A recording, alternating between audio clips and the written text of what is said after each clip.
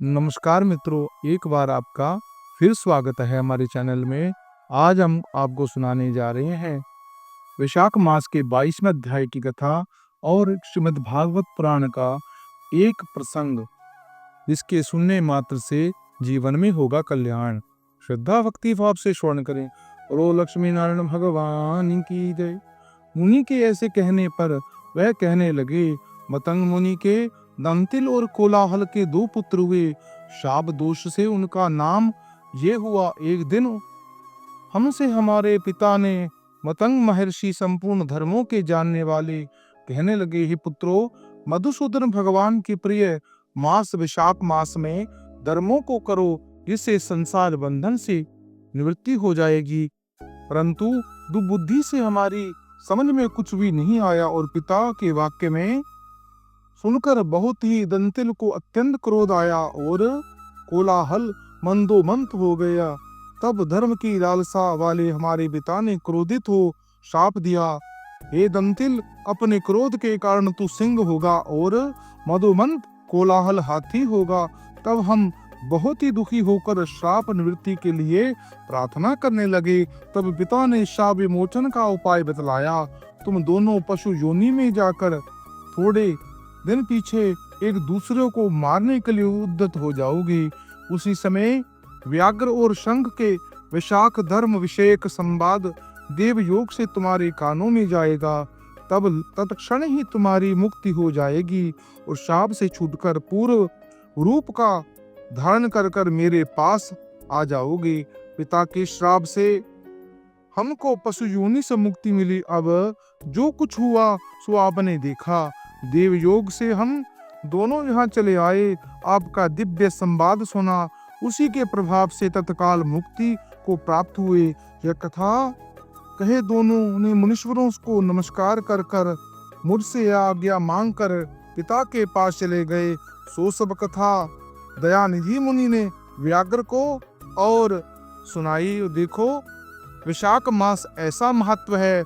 जब मुनि ने इस प्रकार कहा तो व्याघ्र ने अपने शस्त्र से फेंक दिए। कृपालु नित्य है प्रबल बुद्धि ऋषि से कहने लगे, इस प्रकार जो वैशाख मास महात्मा का कथा का श्रवण करता है परम मुक्ति को प्राप्त होता है, अशुक योनि से मुक्ति मिलती है, परम पद को प्राप्त होता है, भगवान की कृपा का पात्र बनता है और समस्त सुखों का उपभोग कर कर ब्रह्मलोक की प्राप्ति होती है।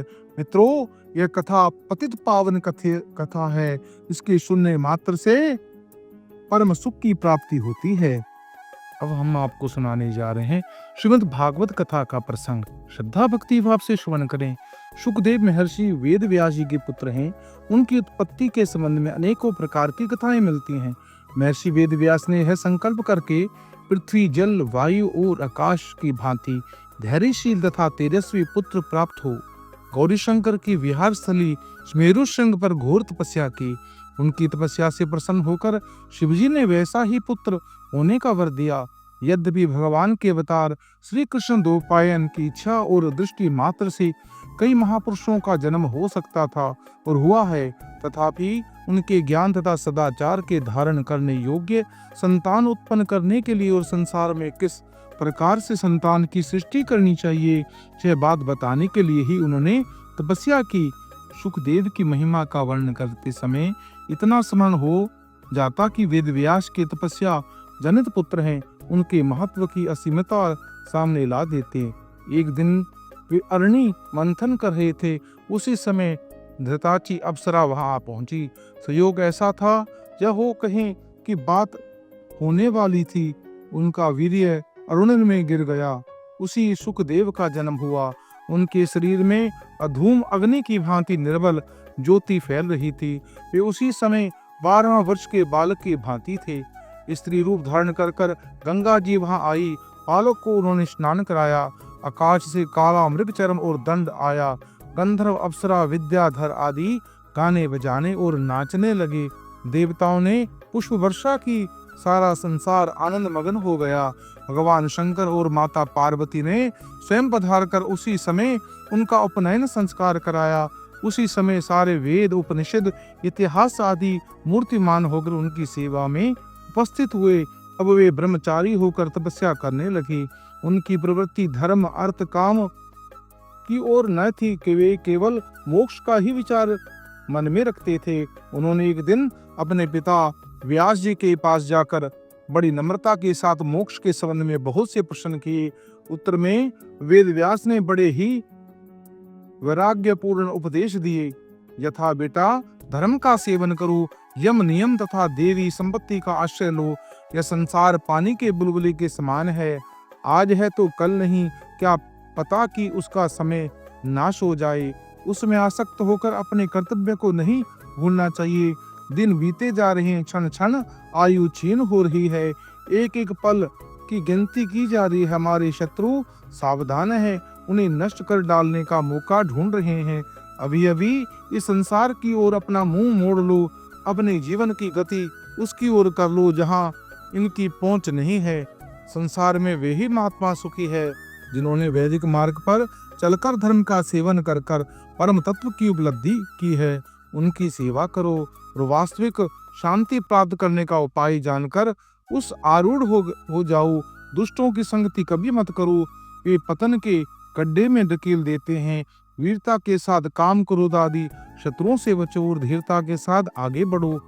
तुम्हें कोई भी तुम्हारे मार्ग से विचलित नहीं कर सकता। परमात्मा तुम्हारा सहायक है, वह तुम्हारी स्वेच्छा और सच्चाई को जानता है। बेटा, मैं तुम्हारा अधिकार जानता हूँ। तुम तत्व ज्ञान प्राप्त करने के लिए ही मिथिला के नरपति जनक के पास जाओ। मैं तुम्हें संदेश देकर दूर कर कर स्वबोध प्राप्त करा सकते हैं। तुम जिज्ञासु हो, बड़ी नम्रता के साथ उनके पास जाना। परीक्षा का भाव मत रखना, घमंड मत करना, उनकी आज्ञा का पालन करना। मनुष्य मार्ग में पैदल परीक्षा करते हुए ही जाना उचित है। पिता की आज्ञा सरोधार्य कर सुखदेव महाराज कई वर्ष में अनेक प्रकार के कष्ट सहन करते हुए मिथिला में पहुंचे। द्वारपालों ने उन्हें अंदर जाने से रोक दिया, परंतु उनकी ज्वाल्यमान ज्योति को देखकर और तिरस्कार की दशा में पूर्ववत प्रसन्न होकर एक ने एक पास आकर बड़ी अभ्यर्थना से कही। उन्हें आदर सत्कार से अंदर ले गए। मंत्री ने उन्हें ऐसे स्थान पर ठहराया जहां भोग की अनेकों वस्तुएं थी। उनकी सेवा में बहुत सी सुंदर स्त्रियां लगा दी, परंतु वे विचलित नहीं हुए। सुख दुख शीत उष्ण में एक रहने वाले सुख को देखकर कुछ भी हर्ष शोक नहीं हुआ। ब्रह्म चिंतन में संग लगन रहकर उन्होंने इसी प्रकार वह दिन और रात्रि बिता दिए। दूसरे दिन प्रातः काल जनक ने आकर उनकी विधिवत पूजा अर्चना की। कुशल मंगल के पश्चात सुखदेव ने अपने आने का प्रयोजन बताया और प्रश्न किया। जनक ने उनके अधिकार की प्रशंसा कर कर कहा। जनक बोले, बिना ज्ञान के मोक्ष नहीं होता और बिना गुरु संबंध के ज्ञान नहीं होता। इस भव सागर से पार करने के लिए गुरु ही कर्णधार हैं। ज्ञान से कृत्यता प्राप्त होती है, फिर वे सभी मार्ग स्वयं समाप्त हो जाते हैं। लोक मर्यादा और कर्म मर्यादा का उच्छेदन ना हो, उसी के लिए वर्ण आश्रम धर्म का सेवन आवश्यक कहा गया है। इसके आश्रम से क्रमशः आगे बढ़ते चले वो अंत में पाप पुण्य के परे की गति को प्राप्त हो जाती है। अंतकरण शुद्धि के लिए वर्ण आश्रम धर्म की आवश्यकता है, जिससे ब्रह्मचर्य आश्रम में ही तत्व की उपलब्धि हो जाए और आश्रम में कोई प्रयोजन नहीं है। तामसिकता राजसिकता को छोड़कर सात्विकता का आश्रय लेना चाहिए। धीरे धीरे वही मुक्ता का त्याग, अंतर्मुक्ता का संपादन करना ही साधन सच्चा रूप है। जो मनुष्य सब प्राणियों के आत्मा को और आत्मा में समस्त प्राणियों के दर्शन करते हैं, वे पाप पुण्य से निर्लोप हो जाते हैं। जिस किसी का भय नहीं है, जो किसी को भय नहीं पहुंचाता, उसे ना राग है ना द्वेष है, वही ब्रह्म संपन्नता होती है। जब जीव मन वाणी और कर्म से किसी की अनिष्टता नहीं करता, काम क्रोध ईर्षा असूर्य आदि मनोबल का त्याग देता है, दुख सुख आदि लाभ जीवन मरण शीत उष्ण निंदा स्तुति आदि द्वंद्वों के समान दृष्टि रखता है, तब वह ब्रह्म संपन्न हो जाता है। सुखदेव ने सभी बातें तथा अनन्य समस्त सद्गुणों तुम में प्रत्यक्ष दिख रहे हैं। मैं जानता हूँ तुम्हें समस्त ज्ञात्व बातों का ज्ञान है। तुम विषयों में परे से पहुंच चुके हो। तुम्हें विज्ञान प्राप्त है, तुम्हारी बुद्धि स्तर है, तुम ब्रह्मा में स्थिर हो, तुम स्वयं ब्रह्मा हो। और क्या कहूँ, जनक का यह उपदेश सुनकर सुखदेव को बड़ा आनंद हुआ। उनसे विदा होकर वे हिमालय पर अपने माता पिता व्यास जी के पास के आश्रम में लौट आए। उनकी उत्पत्ति की ऐसी ऐसी भी कथा है कि व्यास जी एक वाटिका नाम की पत्नी थी। उन्होंने व्यासदेव की अनुमति से पुत्र प्राप्ति के लिए बड़ी प्रार्थना की थी। उनसे प्रसन्न होकर शंकर ने वर दिया, तुम्हें एक बड़ा तेजस्वी पुत्र प्राप्त होगा। समय पर गर्भवती हुई, परंतु 12 वर्ष हो गए, प्रसव नहीं हुआ तो वह गर्भस्थ शिशु बाद चीत में ही करता रहा। इतना ही नहीं, उन्हें गर्भ में ही वेद, उपनिषद, दर्शन, इतिहास, पुराण आदि का सम्यक ज्ञान प्राप्त हो गया। अब सुखदेव ने बालक से बड़ी प्रार्थना की कि गर्भ से बाहर निकल आओ, परंतु तुम्हें कहकर गर्भ से बाहर आना स्वीकार न दिया। मैंने अब तक अनेक योनियों में जन्म ग्रहण किया है, बहुत भटक चुका हूँ, अब बाहर न निकल कर यही भजन करने का विचार है।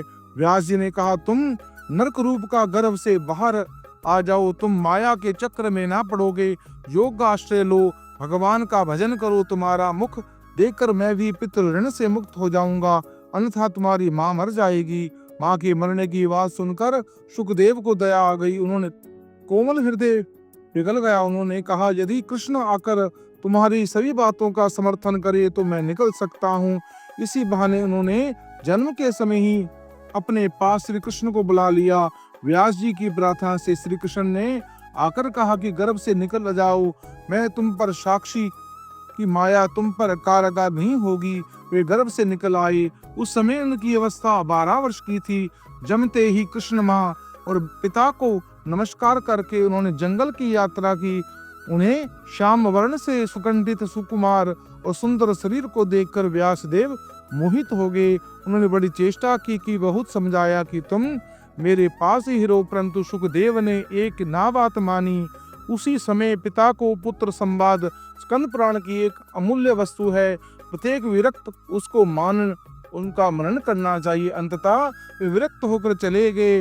एक दूसरी कथा इस प्रकार आती है कि ये समय माता पार्वती ने जिज्ञासा से, प्रभु आप मुझे श्री कृष्ण संबंधित कथा सुनाइए, क्योंकि आप उन्हीं का स्मरण चिंतन निरंतर किया करते हैं।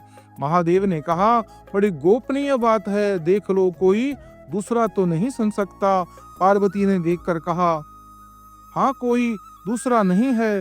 वहाँ एक तोते का सड़ा हुआ अंडा अवश्य था, परंतु वह मर गया है। इसी से पार्वती ने उनकी चर्चा नहीं की। महादेव ने कहा, अच्छा, हुंकार भरती ताना वे कहने लगे। 10 स्कंद तक जो सुनती गई और स्वीकारोक्त ओम का उच्चारण भी करती गई, परंतु अंत में उन्हें नींद आ गई। अब तक वे तोते का अंडा भगवत अमृत का पान करके जीवित हो उठा था। पार्वती को निंद्रित देखकर उसने हुंकार भरनी शुरू करी। अंत में जब पार्वती की नींद का पता चला तो महादेव ने उस सुख का पीछा किया। वह भागकर व्यासदेव के आश्रम में आया, उनके मुख में घुस गया। महादेव के लौटने पर फिर वही सुख महादेव के आयोजित पुत्र के रूप में प्रकट हुआ। इस प्रकार कथाएं आती हैं, सभी सत्य हैं, स्वयं व्यासदेव की लिखी है और कल्प वेद से भी संभव है। उनका जीवन विरक्तमय है, वे निर्गुण पूर्णता परम निष्ठित हैं। ऐसे ही व्यास से अलग ही विचरते रहते, गांवों में केवल गौ दुहने के समय ही आते, उतने ही समय वह वहां ठहरते, अपने शब्द गुप्त रखते। व्यास जी की इच्छा थी कि वे मेरे पास आते और मेरे जीवन की परम निधि को भागवत संगीता का ध्यान करते, परंतु वे मिलते ही ना। व्यासदेव ने भागवत का एक उत्तम श्लोक अपने विद्यार्थियों को रटा दिया। वे उनका गायन करने पर जंगलों में समाधि लाने जाया करते थे। एक दिन वो सुखदेव ने भी सुना, श्री कृष्ण भगवान की लीलाओं से खींच लिया।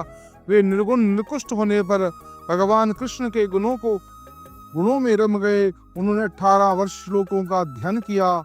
अब तक मन ही मन में गुनगुनाते विचरते रहने लगे। इसी परमहंस संगीता का सप्ताह उन्हें महाराज परीक्षित को सुनाया।